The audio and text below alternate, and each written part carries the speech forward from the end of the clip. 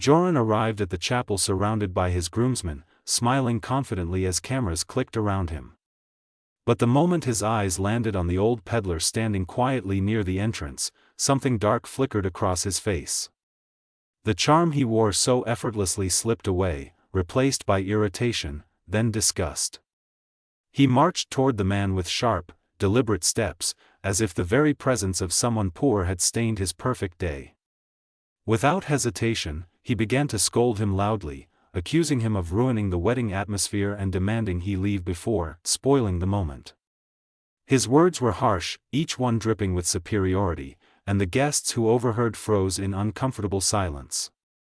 Not one of them heard kindness in his voice, only contempt for someone he believed held no value. In that small encounter, Joran revealed a truth he could no longer hide: cruelty speaks louder than rehearsed affection.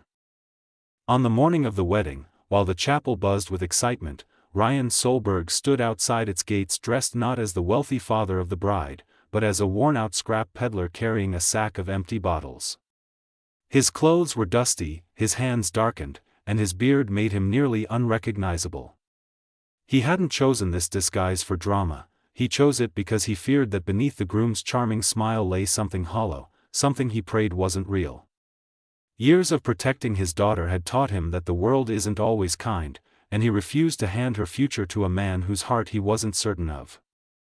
So he placed himself in the one position that reveals a person's true nature, the presence of someone they believe can offer them nothing. In that moment, he wasn't testing wealth, manners, or appearance, he was testing humanity.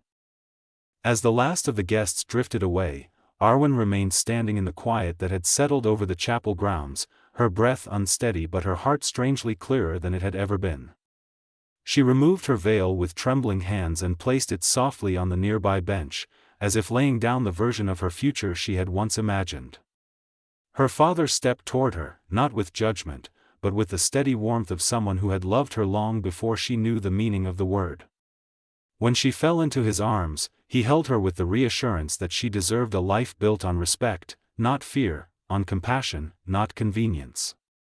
Joran tried once more to speak, but Arwen didn't need to hear anything more. The real lesson had already unfolded in front of her: love means nothing if it cannot be kind. And sometimes heartbreak is the doorway to being saved. The moment the disguise fell away, the celebration that had filled the chapel just minutes earlier seemed to evaporate. Arwen felt her heart tighten, not from the shock of seeing her father revealed, but from the painful clarity settling over her. Joran's frantic excuses, his claims that he was only protecting the dignity of the wedding, rang hollow now that she had witnessed the contempt in his eyes. She looked at him, really looked, and realized that the man she intended to marry had failed the simplest, purest test: treating a stranger with humanity. The wedding gown she had dreamed of wearing down the aisle suddenly felt heavy, as if it carried the weight of a future built on pretense. Guests shifted uncomfortably, sensing the collapse of something fragile.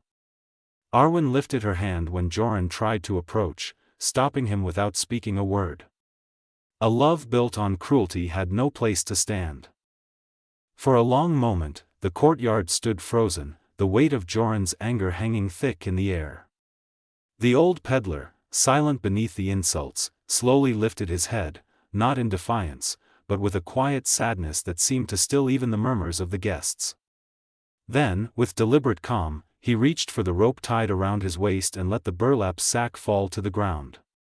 His fingers moved to the dusty beard that had concealed him, and as he peeled it away, a wave of gasps rippled through the crowd.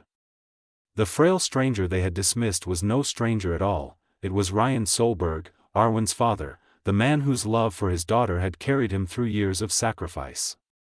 Recognition widened Joran's eyes, panic scrambling across his face as excuses tumbled to his lips. But it was too late, the truth stood revealed in the silence he had created. Cruelty unmasked itself in front of everyone.